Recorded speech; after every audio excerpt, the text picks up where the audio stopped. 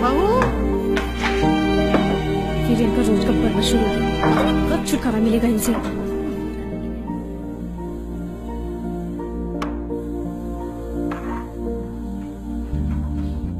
रोज रोज का नाटक है।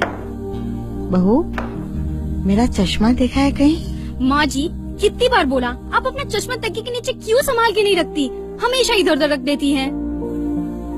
सुमित, माँ जी का चश्मा फिर से गुम हो गया है, ढूंढ के दो, नहीं तो सारा सामान इधर का उधर करके रख देंगी। यही तो रखा था। क्या है माँ, क्या हुआ? क्यों अपना सामान रोज इधर उधर रखकर सबको परेशान करती रहती हो? क्या ढूंढ रही हो? बेटा, चश्मा नहीं मिल रहा, वही ढूंढ रही हूँ। माँ, सामने रखा है चश्मा। तुम ना सचमुच अंधी हो गई हो।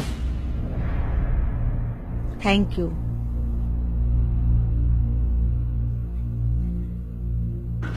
राहुल, बैग पैक किया, टिफिन रखा, पेंसिल कटर सब रख लिया ना? कुछ भूले तो नहीं? अच्छा बेटा, अभी तक नाश्ता नहीं किया, स्कूल बस आ जाएगी, जल्दी करो, चलो। मम्मी, आप कितनी बड़बड़ करती हो, कभी आपसे मुझे छुटकारा मिलेगा?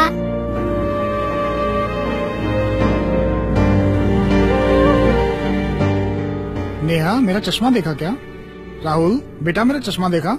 पापा, आप सचमुच अंधे हो गए। ये लो आपका चश्मा। ये क्या तरीका है बड़ों से बात करने का? यही सीखते हो स्कूल में जाके?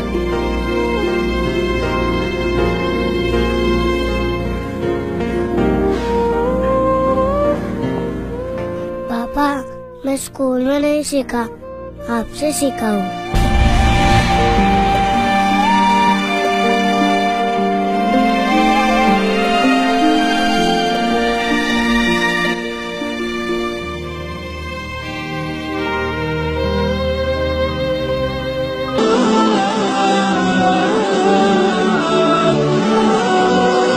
परवरदिगार ने इरशाद फरमाया है कि उसके सिवा किसी की इबादत न करो और माँ बाप के साथ भलाई करते रहो। अगर उनमें से एक या दोनों तुम्हारे सामने बुढ़ापे को पहुँच जाएं, तो उनको उफ तक न कहना और न उन्हें झिड़कना और उनसे बात अदब के साथ करना और इज्जो नियाज से उनके आगे झुके रहो और उनके हक में दुआ करो कि ऐ परवरदिगार, जैसा उन्होंने मुझे बचपन में शफकत से परवरिश किया है, तू भी उनके हाल पर रहमत फरमा।